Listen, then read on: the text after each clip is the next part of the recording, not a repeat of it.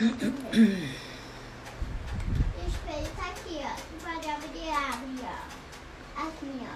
E, ó. Olá, boa noite, meu povo. Boa noite a todos que estão em casa.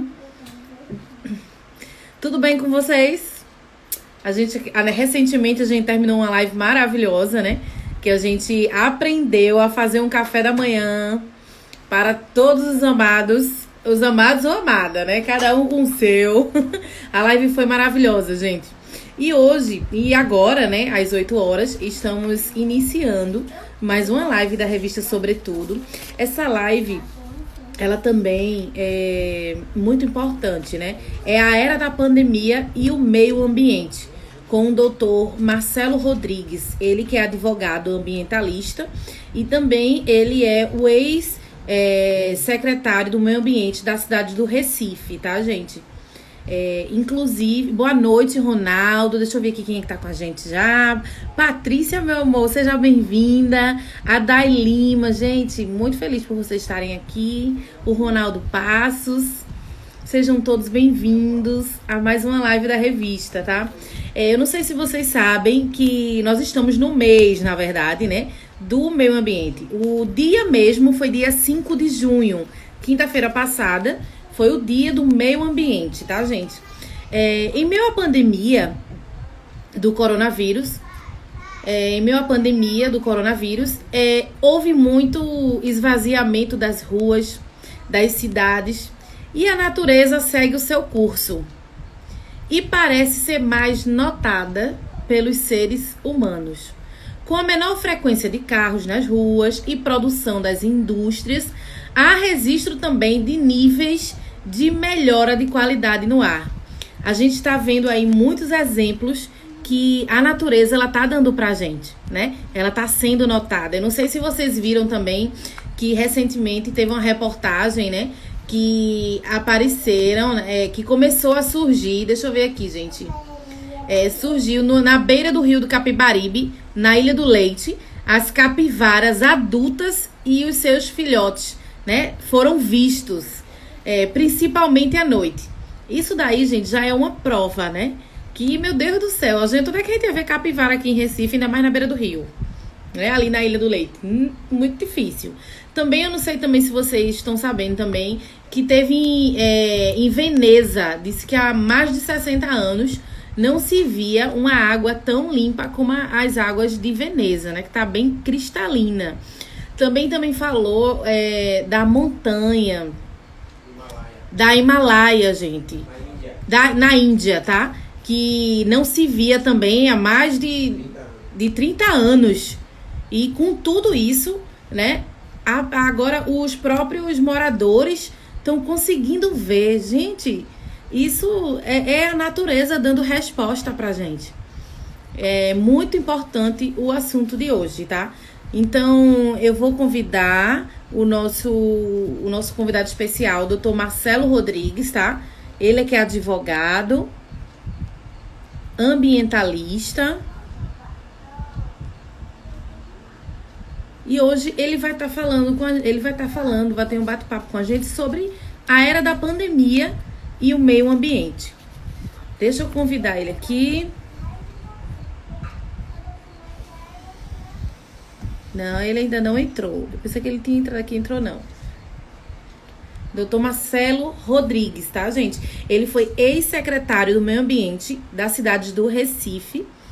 E hoje é advogado e também é advogado e ambientalista, tá, gente? E a gente, cadê ele? Doutor Marcelo, deixa eu mandar aqui. Vocês que estão aí, pode mandar os aviãozinhos, convida os amigos de casa. Hoje a gente tem um assunto bem interessante, né? Para todos. O meio ambiente, né? A era da pandemia e o meio ambiente. E semana passada foi o Dia Internacional do Meio Ambiente, dia 5 de junho. Deixa eu ver aqui. Agora chegou ele. Vamos embora convidar o doutor.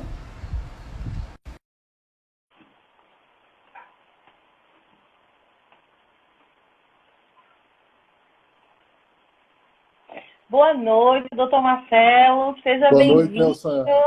Tudo bom? Boa noite a todos e a todas. A revista Sobretudo está muito feliz e honrada por ter o senhor com a gente numa live tão importante, né, que é falar sobre o meio ambiente, né, hoje, de tudo que a gente está vivendo, né, isso?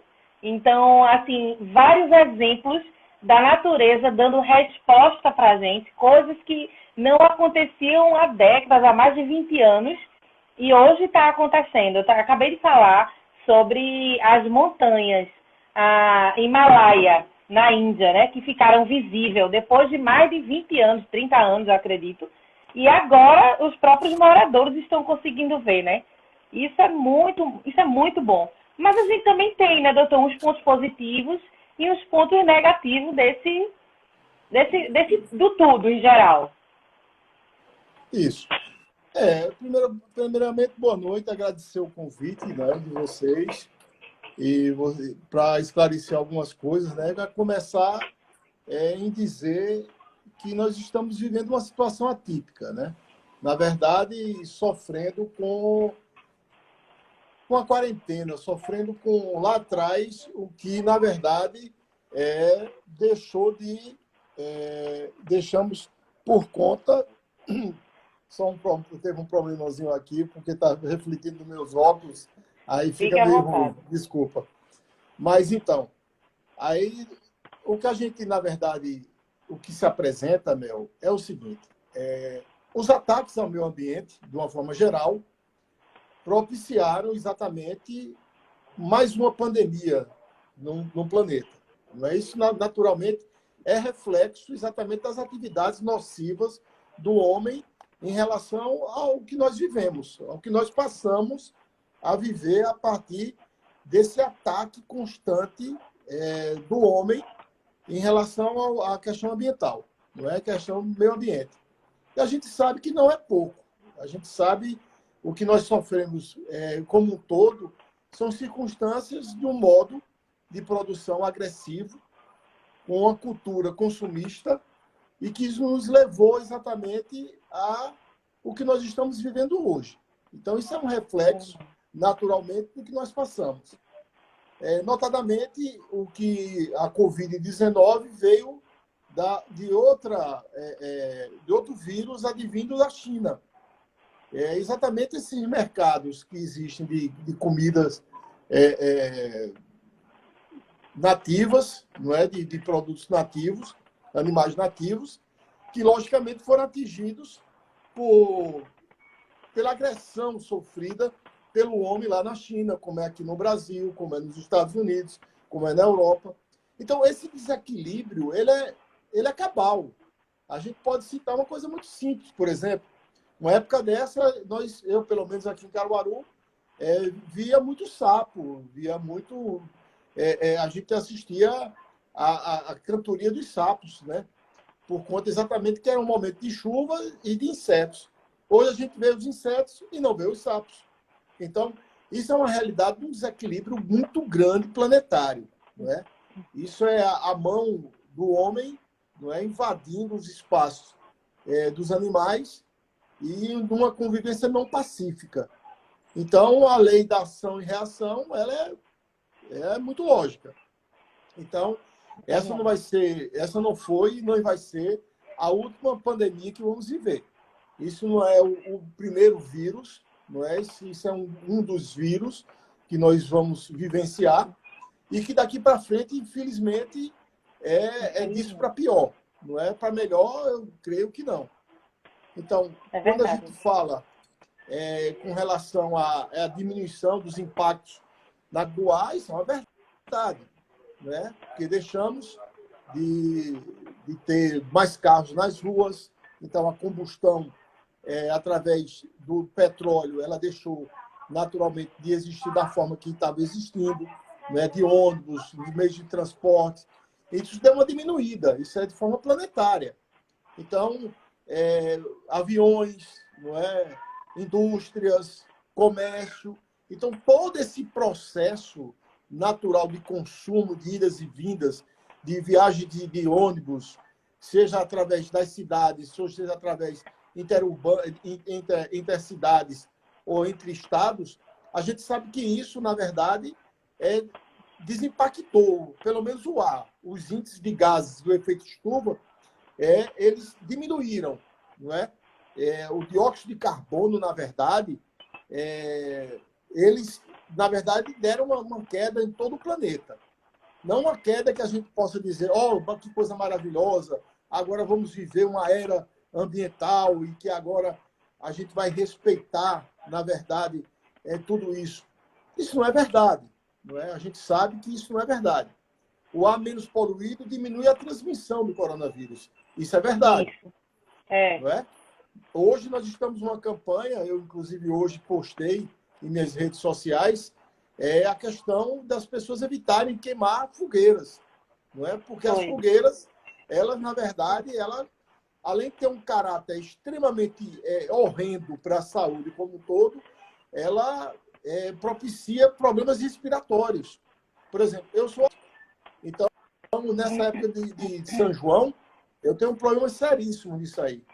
Agora, você imagina aquelas pessoas que estão com coronavírus, ou que estão em hospitais.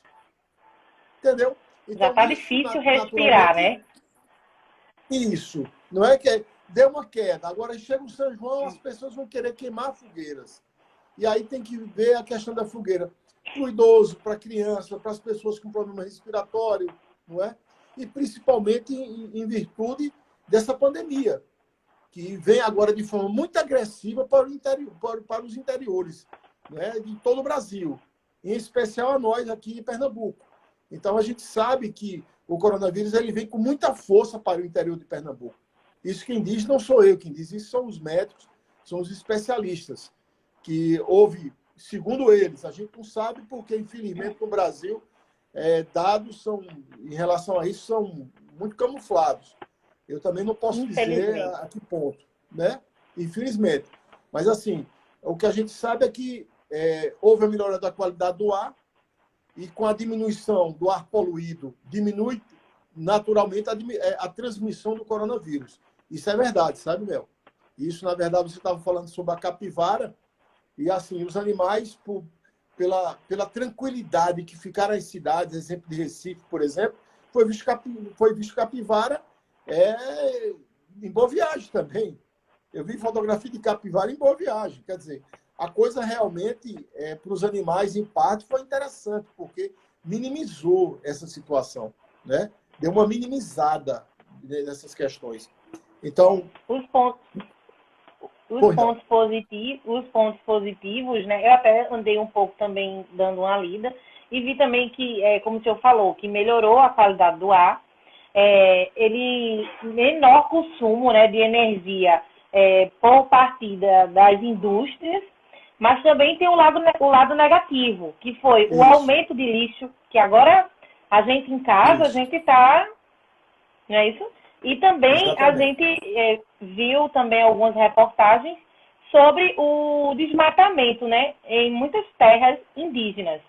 Então, assim, eu queria que o senhor falasse um pouquinho mais disso, mas antes eu esqueci de mandar o senhor se apresentar. Eu falei um pouco do senhor, disse que o senhor era advogado ambientalista, que foi secretário de ambiente da cidade do Recife, mas nada melhor do que o senhor fazer uma apresentação para todo mundo que está em casa. O pessoal que está em casa já pode fazer suas perguntas, manda aqui para a gente, tá? Que eu estou com o doutor Marcelo e a gente vai tentar ao máximo responder a todas. Bom, Marcelo Rodrigues, na verdade, tenho formação acadêmica em História, fui professor de História aqui em Caruaru por alguns anos, também fui professor da SES, fui professor da FAVIP, né? Fui professor da Católica, tudo na cadeira de Direito Ambiental, só não na SES, porque ainda era muito embrionário o Direito Ambiental, mas, assim, sou mestre em Direito Ambiental e sou doutorando em Direito Ambiental pela Universidade de Luzia de Lisboa. Fui secretário executivo de Assuntos Jurídicos da Prefeitura do Recife, mas também fui, posteriormente, secretário do Meio Ambiente daquela cidade. Então, a minha trajetória, mais ou menos, é essa. Tenho quase 30 anos de vida acadêmica, né? Então, aí, tentando terminar meu doutorado em Portugal. Com essa pandemia, realmente, ficou um negócio extremamente complicado, né? Porque a gente estava numa reta aí já próxima de tentar concluir, então tudo foi atrapalhado. Mas, em suma, a vida da gente é essa. Eu sou advogado militante, estou aqui em Caruaru e em todo Pernambuco, com um recalque também em Brasília, mas estou ultimamente muito parado, né, como todos os profissionais liberais ou como todo mundo, até porque, como eu falei, o fato de ser asmático, a pessoa já fica mais esfumante também, então eu prefiro ficar no meu confinamento, né? Eu me dei esse direito de estar confinado para poder evitar exatamente essas ameaças. Mas, assim, em razão do que você falou, Mel, essa quarentena, na verdade, ela traz consigo, enquanto indústrias elas funcionam a meio pau, não é? Outras realmente não funcionam, a gente tem, por outro lado, uma situação de aumento de geração de resíduos sólidos. E esses resíduos que advêm exatamente por conta da quarentena das pessoas que ficam em suas casas, gera outros tipos de problema. A gente tem que entender que essas famílias, agora em casa, elas vão gerar toda uma quantidade de resíduos sólidos que, naturalmente, vai afetar todo um processo, porque não é só a geração do resíduo sólido em si. A gente vê que a grande maioria das cidades do Brasil não tem o aterro sanitário. E geralmente são lixões. E aí todo esse processo... E outra coisa, não tem a coleta seletiva. Ora, se não tem a coleta seletiva e não tem o aterro sanitário, então é uma dificuldade imensa nesse processo de quarentena. Então, a gente vê, por um lado, livra de um lado, mas o outro descompensa. E aí não é só da geração desse resíduo. A gente sabe que também os hospitais, por conta da pandemia, gera também os resíduos hospitalares, que a gente não sabe, na verdade, quais são esses destinos. Onde é que está sendo destinado? Está sendo destinado para lugares realmente que tenham a dimensão de captar esse lixo, esse lixo tóxico, né, que vem dos hospitais, de uma forma realmente para evitar contaminação. Mas também há outras questões, por exemplo, esses sepultamentos que são feitos, eles não vão contaminar os lençóis freáticos, não é? Não vão contaminar aí para o futuro, manter esse vírus incubado dentro desse processo. Então, nós estamos vivendo realmente uma situação de muita falta de clareza, não é? E uma incerteza muito grande. Mas aí tem outra coisa que tem que ser levada a conhecimento. A gente vê o seguinte, que quando uma família fica em sua casa em quarentena, ela não vai só gerar o resíduo sólido. Ela vai gastar mais energia, ela vai gastar mais água, não é? Então, a questão do esgotamento sanitário.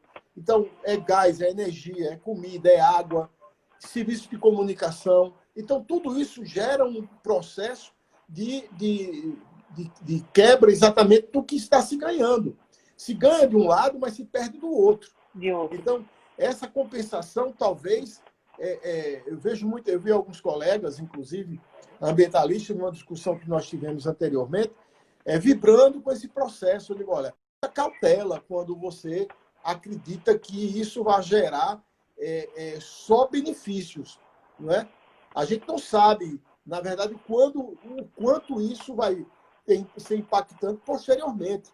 Você falou, no caso do Brasil, por exemplo, nós assistimos na televisão o ministro do Meio Ambiente falar que vamos aproveitar agora, já que todo mundo a imprensa está só falando em coronavírus, vamos passar a boiada, ou seja, vamos acabar com tudo. Vamos facilitar, vamos flexibilizar, vamos meter decreto para cima, vamos meter a caneta, ou seja, e esse mesmo cidadão hoje, a justiça, ingressou o Ministério Público, conseguiu, se eu não me falha a memória, o Ministério Público Federal, de abrir as contas da mãe dele, inclusive. Porque há indícios fortíssimos de que ele seja o que todo mundo já é, porque ele já foi condenado por improbidade, quando era secretário do Meio Ambiente de São Paulo. Então, é um cidadão que a gente sabe que ele tem uma prática criminosa. E não precisa dizer muita coisa, porque ele por ele mesmo, ele fala por si só. É uma prática realmente que a gente sabe o quanto está sendo atingido, não só os nativos, né, que nós tratamos como índios, né? Uma menção até que eu entendo equivocada da nossa história, porque se criou dizendo que que nossos nativos eram índios porque os portugueses estavam procurando os caminhos para as Índias. Aí colocaram que os nossos nativos são índios. Na verdade, são nossos nativos. Então, desculpa. Não tem Então, problema. essa situação que nos leva a acreditar que certas coisas leva a colocá-los numa situação como fossem alienígenas, não é? Como Não é fossem verdade. pessoas párias na nossa sociedade. Quando, na verdade, são os guardiões de nossas florestas. Então, a gente tem que ter muita cautela nos termos, mas o que nós temos que ter mais cautela ainda é em relação à situação que nós estamos vivenciando, não é? Em cima da quarentena, os bandidos estão se apoderando de nossas riquezas. E não são só a riqueza das florestas, são as nossas riquezas minerais, não é? São passando, como eles mesmos falam, passando boi, passando boiada. E aí é complicado, sabe, Lamentável. Mel? E não é só na floresta amazônica, mas é a floresta como um todo, né? E todas as nossas florestas estão sendo atingidas exatamente por esse cidadão, não é, que está coloiado com tudo que não presta nesse país, não é? Inclusive o próprio presidente, me perdoe, não é falar nessa situação, porque nós estamos realmente reféns de pessoas que não têm o menor interesse de visualizar as presentes e futuras gerações, né? Os nossos filhos, os nossos netos, não tem preocupação nenhuma em preservar, não é? E nem a memória daqueles que estão nas florestas. Então, a gente passa um momento realmente muito difícil. Muito. Eu ia até perguntar ao senhor, né, que eu gostaria de ouvir a sua opinião em relação ao que o ministro do Meio Ambiente, Ricardo Salles, falou. Como o senhor já respondeu, a gente vai para mais uma pergunta. Vocês aí de casa, tá, gente? Nós estamos aqui com o doutor Marcelo Rodrigues, tá? Ele é advogado ambientalista. E também nós estamos falando sobre a era da pandemia e do meio ambiente. Então, você aí de casa pode fazer a sua pergunta, tá? Que o doutor Marcelo está disponível para responder. Vamos tentar responder todas, né, doutor? Isso. Deus quiser. E a gente vai começar já com uma perguntinha aqui para ele, certo? Vocês podem ir mandando que eu estou lendo aqui e passo para ele. Essa pandemia será o suficiente para romper esse paradigma de consumo exagerado, que é a principal causa de degradação da natureza, doutor? Veja só, Mel, eu creio a princípio de que para as pessoas mais conscientes, elas vão continuar conscientes. Para aquelas pessoas que não têm consciência ambiental e às vezes não têm nem consciência, sabe nem o que representa a ética na vida, creio que não, sabe? Eu acho que tudo isso é temporário e é de curto prazo, não é? Quando isso passar, quando encontrar essa vacina, não é? Ou antes disso mesmo, né? Porque hoje é aquela história, se não abre o comércio, o bicho pega. Se fecha o comércio, o bicho pega do mesmo jeito, então está complicado, porque as pessoas veem a economia acima, aí você começa a entender o seguinte, que a economia está acima da vida, não é? Então, como esperar de uma pessoa que quer a economia funcionando e pessoas morrendo, então como é que você pode esperar que isso pode mudar esse paradigma de consumo? Por exemplo, muita gente vai entender a partir de agora, pela crise econômica, que muita coisa eles vão ter que cortar para poder sobreviver daqui para frente, que vai ser um processo de recessão jamais visto dos últimos tempos. É um processo de recessão imenso. E aí eu fico muito receio, porque sempre após essas crises que aconteceram no planeta, vem aquela história de recomeço. E esse recomeço, infelizmente, recai muito sobre a questão ambiental.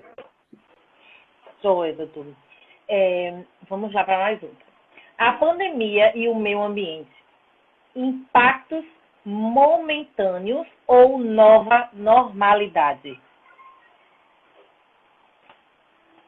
Ela impacta, como eu acabei de dizer, de forma temporária, né? E essa consciência é de curto prazo, não é? As pessoas hoje estão olhando para as questões ambientais, aquela história, né? Vamos ver, vamos repensar minha vida, tal, tal. Quando a vida voltar à normalidade, então é trator, não é? Passa boi, passa boiada, infelizmente. Mas infelizmente é isso. As pessoas, volto a repetir, as pessoas que têm consciência vão continuar conscientes e alguns podem acordar para entender que o consumo vai ter que ser mais restrito. Vai entender, inclusive, que um dos passos para poder viver é exatamente a questão da economia, de você sempre ter uma reserva para exatamente enfrentar não só a pandemia, mas um processo econômico difícil na sua vida. Então, as pessoas vão ter que refletir mais e ter sempre o que poupar, porque essa realmente é a situação. Joia, doutor. A recessão pode trazer consigo o promete risco de flexibilização das normas ambientais? Com toda certeza. Se já estão flexibilizando em plena pandemia, então a norma agente deles vai ser, a gente passou esse tempo todo sem trabalhar, tem que flexibilizar para poder gerar emprego, para poder gerar renda, e sem emprego as pessoas não comem, e a natureza vai ter que aguentar mais um pouquinho, e vai ser sempre assim, como aconteceu após a Guerra Mundial, como aconteceu na crise de 2007, 2008, se não me falha a memória, não é? Onde a coisa realmente apertou e houve uma flexibilização a nível planetário para que pudesse, logicamente, não de todos os países, mas de alguns, exatamente para que passasse a questão da economia sempre à frente da vida. A queda na movimentação nas grandes cidades causou efeitos diretos no meio ambiente? Causaram. Houve a melhoria, a gente já falou isso, houve a melhoria da qualidade do ar, né? Consequentemente, os índices de gases de efeito estufa, eles deram uma queda, a emissão deles foi menor, o dióxido de carbono minimizou muito isso, diminuiu, inclusive, teve menos problemas respiratórios, e inclusive ajudou para não se disseminar, né, a questão da própria coronavírus. Mas ainda em relação ao consumo, o que eu tenho a dizer é que eu sou muito cético, sabe, Mel? A pandemia ela não vai romper com o consumo exagerado, né? Porque o motivo maior disso aí vai ser a degradação ambiental. Eu sou muito cético em dizer que isso vai, depois da pandemia, as pessoas vão adquirir, pós-quarentena, vão adquirir uma revolução na consciência ambiental. Creio que não. Creio que não. Eu sou cético. Muito cético em relação a isso. Entendi, doutor. Gente, vocês aí de casa, pode fazer a sua pergunta, tá? Que a gente está aqui esperando. Vamos para mais outras. Aqui. As emissões atmosféricas, consumo de energia elétrica e combustíveis com a pandemia diminuíram. O quão isso é benéfico para o planeta? Bom, é como a gente falou lá na frente, né? Lá atrás, melhor dizendo. Nós falamos que, se por um lado as empresas deixaram de trabalhar, de gerar os impostos energéticos para poder produzir, por outro lado, a gente sabe muito bem que as pessoas ficaram dentro de casa. Então, isso foi o fio da balança. Um lado baixou, mas o outro cresceu. O outro. Porque quando você está em casa, você liga o ar, você liga a televisão, você liga computador, você carrega celular. Então, tudo isso gera automaticamente o custo de um só, não é? Além do gás, não é? A combustão do petróleo em si diminuiu, mas em relação aos outros, porque na medida que você produz resíduo sólido, e esse resíduo sólido vai para um lixão, é jogado em qualquer canto, ele tem a sua combustão normal. E as pessoas têm uma leve impressão, ou uma péssima impressão, de que quem produz o monóxido de carbono ou dióxido de carbono é só as indústrias. Mas esquecem que um dos maiores produtores é exatamente o gado. O gado, que o ministro falou, abre a porteira para passar o gado, não é? Então, isso, na verdade, é uma falácia, porque as grandes manadas, na verdade, elas trazem exatamente isso, né? A produção em cima de derrubando floresta e empurrando o gado. Então, o gado também produz, é um dos maiores produtores de dióxido de carbono. Doutor, existem motivos pelos quais a pandemia do coronavírus pode não ser boa para o meio ambiente? A gente até citou alguns, mas eu queria que você concluísse. Deu uma cortada. Como é a pergunta mesmo? Vamos lá. Existem motivos pelos quais a pandemia do coronavírus pode não ser tão boa para o meio ambiente? Inclusive, o senhor até respondeu, assim, algumas coisas que o senhor falou já responde, mas foi pouca, em geral. Vamos dar uma resposta mais ampla. Porque a pergunta ficou meio embaraçada, assim, eu fiquei sem compreender o sentido dela. O senhor não escutou direito? Está cortando. Vamos lá. Existem motivos pelos quais a pandemia do coronavírus podem não ser boa para o meio ambiente? Como a gente colocou, né? Aquela história do ministro. Vamos aproveitar para passar o boi e passar a boiada. Então, isso, na verdade, não é nada interessante, porque na calada da noite é que se faz as coisas boas, mas também faz muita coisa ruim. Tem até uma pergunta aqui, eu queria responder, de Silvia. Eu vou ler para o senhor. O senhor leu aí? Li já. Valeu, então pode responder. Silvia, qual seria a solução para a despoluição dos rios brasileiros a curto, longo e médio prazo? Bom, eu só acredito em despoluição de rio quando os governos forem atacar realmente a causa principal dele, que é, naturalmente, ter o tratamento que a gente chama ambiental dos rios. Existe todo um procedimento internacional e até nacional de você construir primeiro esgotamento sanitário para que seja tratado antes de ser lançado no rio. Isso aí é uma luta que, inclusive, nós temos aqui há mais de 30 anos, aqui em Caruaru, que é exatamente a Compesa, ela não trata os esgotamentos sanitários em Caruaru, joga tudo diretamente no rio. E não é só em Caruaru, é em todos os rios de Pernambuco e muitos rios do Brasil.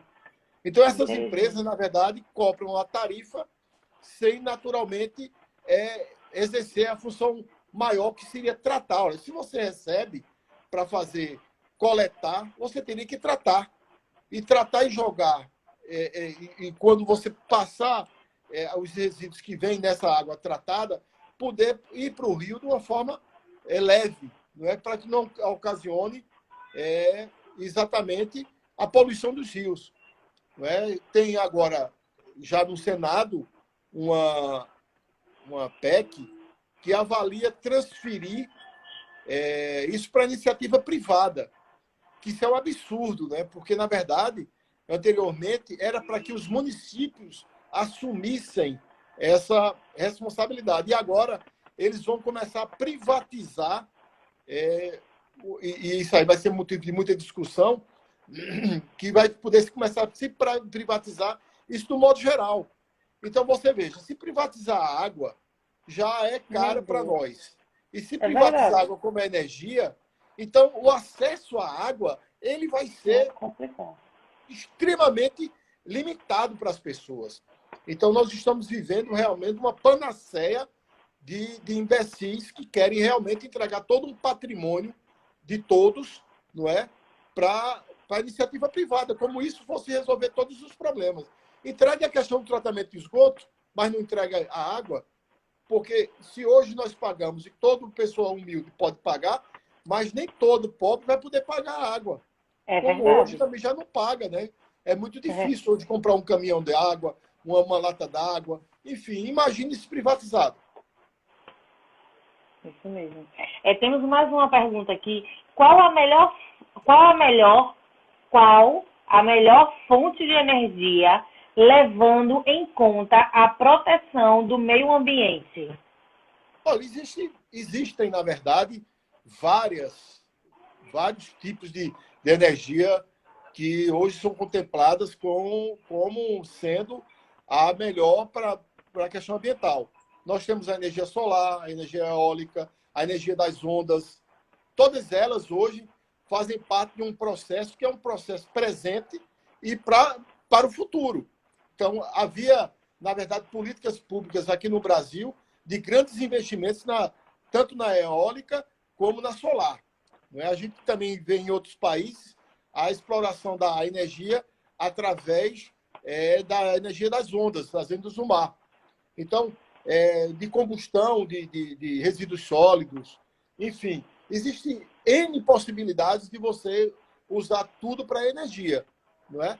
E isso é importante, porque essas são as energias benéficas. As não benéficas, primeiro, é a energia atômica. Essa daí, na verdade, totalmente descartável num país como o nosso. A energia das hidrelétricas também é um problema muito sério, porque na medida que não chove, a gente depende das chuvas. Então, se não chove, aí você tem uma energia caríssima, que é a advinda da combustão de óleo diesel, não é? Que são as termoelétricas. Aí a energia vai para o espaço, o valor da energia. Na verdade, a gente poderia ter investido muito mais e deveria investir muito mais em energia solar. Então, essa realmente seria, para nós, uma energia muito mais barata e que a gente tem o ano inteiro. Joia, doutor. Deixa eu ver mais, tem mais um aqui.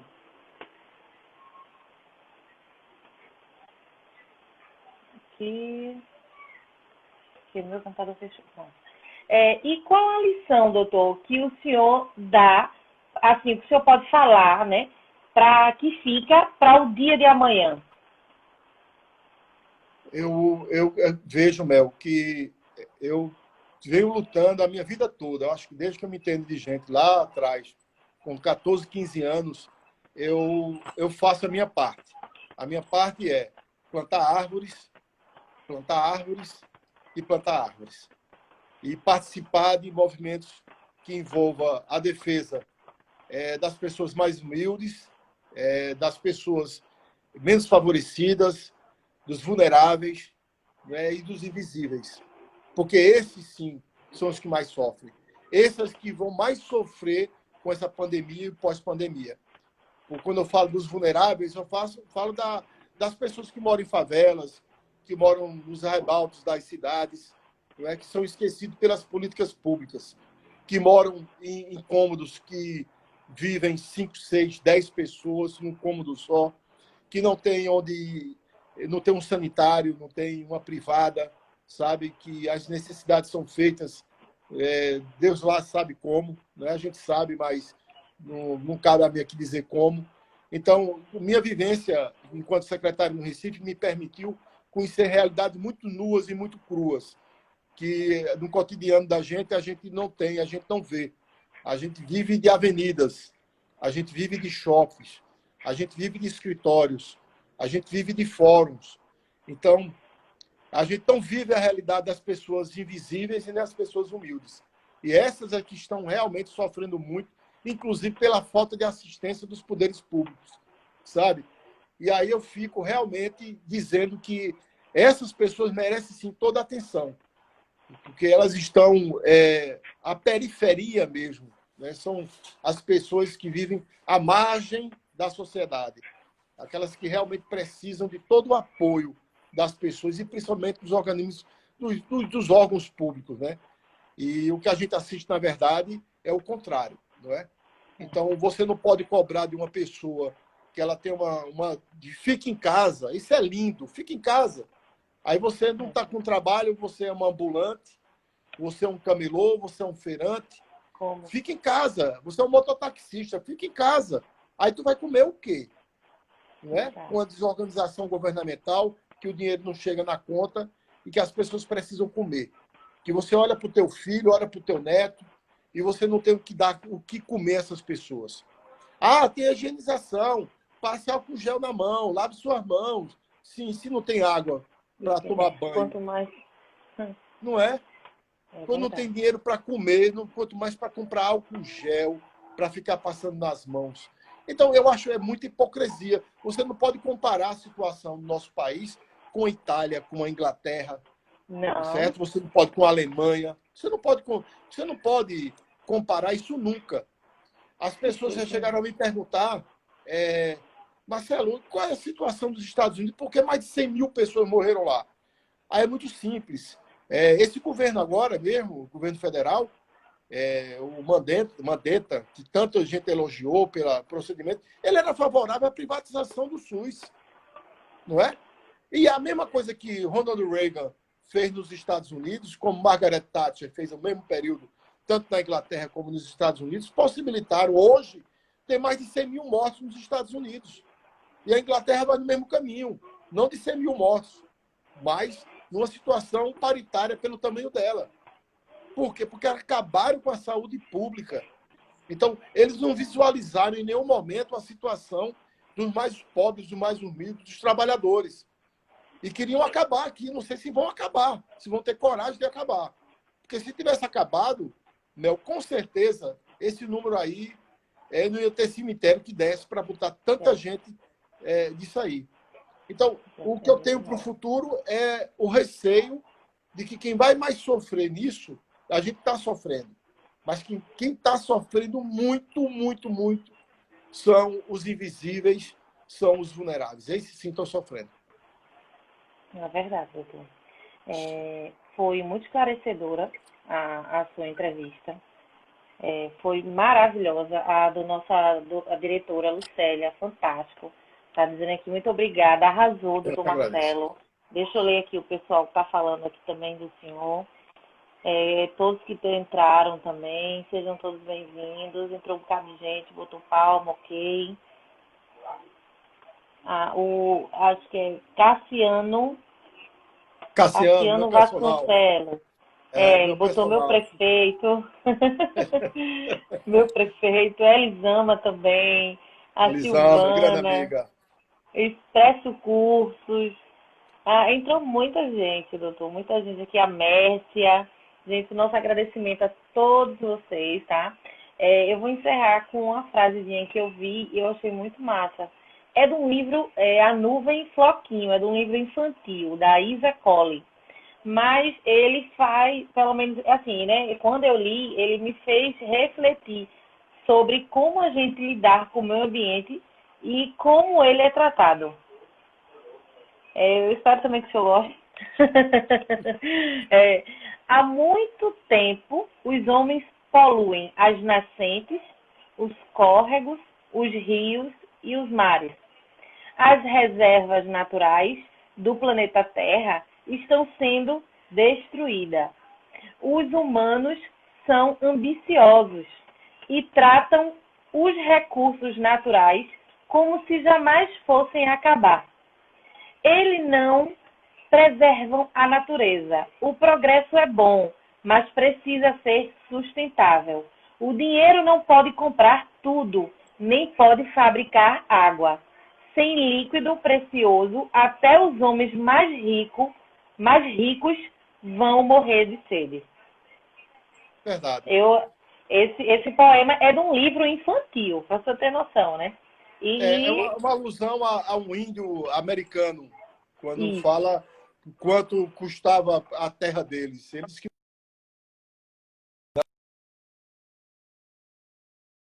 eu acho que deu uma parada. Opa. Como não Pode tinha falar. como vender o que não era. Ele disse que não tinha como vender o que não era dele, porque ali pertenceu aos ancestrais e daí para frente pertenceria aos filhos, aos netos, e tudo isso seguiria, porque era uma coisa que era uma dádiva que foi dada a eles. Então, eu creio que, na verdade, as questões ambientais, elas são sempre vistas como uma coisa, parece como fosse uma coisa extraterrestre, não é? E eu nunca desanimei em acreditar no que eu creio que pode ser feito.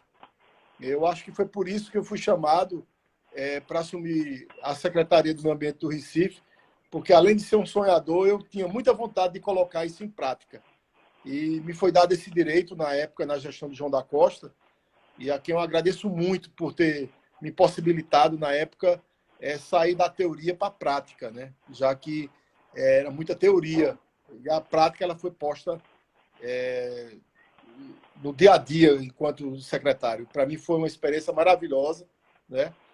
E dizer, Mel, e a revista Sobretudo, agradecer, na verdade, o convite, né? Para mim, me honrou muito estar com você, estar falando para o pessoal da revista e todos que estão aqui, Jaqueline, Liliane, Clóvis, Cassiano, existe pessoa, Lucélia, Wender, Vanessa, Márcio Salles, Mei Vieira, Biel, a minha namorada Daiane, a Carla, enfim, a todos que passaram por aqui, Cassiano. Para mim, me deu um prazer de falar do que eu gosto, né? Do que a minha vida toda é essa, em cima desse pensamento de que é possível, sim. Até ao fundo, esse quadro, eu acho que dá para perceber de quem é a figura que está ali, né? Não é o santo que está ali, agraciado de todos os animais, né? Eu, na verdade, trago comigo São Francisco de Assis, não é? E você falou no início, a gente está perto da hora de... A questão do Dia Mundial, sobre a questão do meio ambiente, eu não creio que a gente tenha muito o que comemorar, não é? Porque esse vírus, ele foi para uma reflexão do que está sendo destruído, do que está sendo acabado, e do que pode vir por aí, que vai ser a mesma coisa. A gente, daqui para frente, se você perceber, e vocês estão nos ouvindo, perceba que a quantidade de vírus ela está sendo intercalada muito próximo uma da outra. Então, a tendência é de que quanto mais a gente destrói, quanto mais a gente explora o planeta sem limites, nessa ansiedade pelo consumo, mais próximos nós estamos cavando nossa própria sepultura, não é? Então, infelizmente, isso não depende de mim, não depende de você, mas depende de todas as pessoas para poder rever exatamente os seus critérios no cotidiano. Se você tem 10 calças jeans em casa, você usa as 10 calças jeans, ou você só precisa de 3? Ou se você só precisa de 2? Você tem necessidade de ter tantas coisas, quando na verdade você precisava tão menos, não é? Você precisa ter 20 sapatos, quando o que lhe serve bastaria 3, bastaria 2. Então, essa ansiedade de consumo e essa bitolação que foi estabelecida desde a década de 80 faz com que a gente veja o meio ambiente como inimigo, como aquele que a gente pode tirar e sempre vai ter. E a verdade não é essa. A gente sabe disso. Não é, Mel? Pois é. Infelizmente. Mas, olha, doutor, nós estamos honrados por ter o senhor aqui com a gente, por ter falado. A Lucélia, nossa diretora, disse também é formada em geografia e ama esse assunto. O senhor é um grande homem. Continue. Obrigado. Parabéns pelo seu excelente trabalho. Entendeu? Obrigado. E estamos muito felizes. Espero que o senhor volte e tenha mais lives como essa, porque realmente é o que a gente precisa escutar. São essas palavras aí do senhor. Ok. Muito obrigado, Mel. Muito obrigado à revista Sobretudo, né, pelo convite. Para mim, me honrou falar exatamente do que eu mais gosto, que são as questões ambientais. Estou ao inteiro dispor. No momento que for oportuno para vocês, dentro da minha oportunidade, farei com o maior gosto, voltarei a fazer live com vocês. E quero agradecer a presença de todos. E quero agradecer a todos que estiveram aqui e que estão nos ouvindo. Para mim, é um prazer. É verdade, gente. Então, gente, fiquem todos com Deus. Já a gente tem mais uma live às 21 horas. Então, fica ligadinho aí na revista que tem mais. Doutor, muito obrigado. Fique com Deus. Nós todos. Amém. Um abraço. Boa noite.